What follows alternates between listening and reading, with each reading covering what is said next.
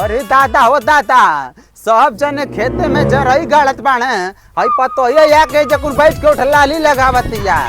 अरे पतोहिया, अरे पतोहिया, करे तो के घर दुआर ना मिलेला का रे उठलाली लगावे खातिर ते खरियाने बैठ के उठलाली लगावत बाड़ी। ए बुढ़वा, हम से उठलाली खरियाने लगाए चाहे घरे लगाए, तोर काहे गाड़ी फाटत। अरे बाप रे बाप, है पतोहिया, चल जल्दी से जरैया गड़वा दे, सब मनइये कुल घरे भागत बाणे।